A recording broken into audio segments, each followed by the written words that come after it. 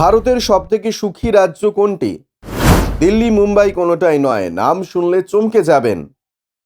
একজন মানুষ কতটা সুখী তা নির্ভর করে অনেকগুলো বিষয়ের ওপরে। সেক্ষেত্রে আর্থিক সচ্ছলতা, পরিবারের অন্যান্য সদস্যদের সঙ্গে সম্পর্ক কেমন, চাকরি নিশ্চয়তা ইত্যাদি বিষয়ের ওপর নির্ভর করে আপনি কতটা সুখী আছেন সেটি। রিপোর্ট অনুযায়ী ভারতে এমন সুখী রাজ্য রয়েছে।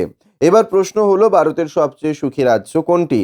সেই সুখী রাজ্য দিল্লি, উত্তরপ্রদেশ, গুজরাট, কেরল, কর্ণাটক কিংবা আমাদের পশ্চিমবঙ্গ নয়। তাহলে কোন রাজ্যের মানুষ সবথেকে বেশি সুখী রয়েছেন? সম্প্রতি একটি রিপোর্ট অনুযায়ী জানা গিয়েছে ভারতের সবচেয়ে সুখী রাজ্য হলো উত্তর পূর্বের মিজোরাম। আর এই রাজ্যের সুখী হওয়ার পেছনে কারণগুলো হলো, মিজোরাম হলো ভারতের দ্বিতীয় এমন রাজ্য যেখানে 100% মানুষই স্বাক্ষর। সম্প্রতি গুরুগ্রামের ম্যানেজমেন্ট ডেভেলপমেন্ট ইনস্টিটিউটের শিক্ষক রাজেশ কে পিলানিমারের পক্ষ থেকে একটি সমীক্ষা চালানো হয়েছিল।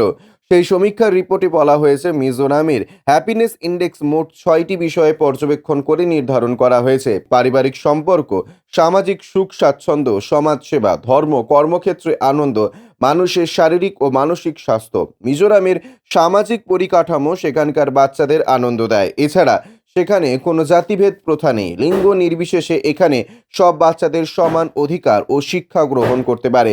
খুব ছোট বয়স থেকেই ছেলে কিংবা মেয়ে উপার্জন করতে শুরু করে দিতে পারে। রিপোর্ট এটাও জানা গিয়েছে, মিজোরামের মানুষ কোনো কাজকে ছোট হিসেবে দেখেন না। এখানে মাত্র 16 থেকে 17 বছর বয়সের মধ্যেই বাচ্চারা নিজের জন্য কাজ খুঁজে রোজগার শুরু করে দেয়। তবে এখানে ডিভোর্সের সংখ্যা বেশি, কিন্তু যেহেতু ছেলে এবং মেয়ে উভয়েই স্বাবলম্বী হতে শেখানো হয়, তাই দুজনকে আর্থিকভাবে স্বাধীন হয়ে থাকে।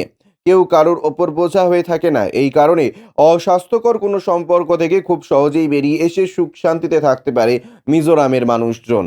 ব্যুরো রিপোর্ট, ইউজে নিউজ।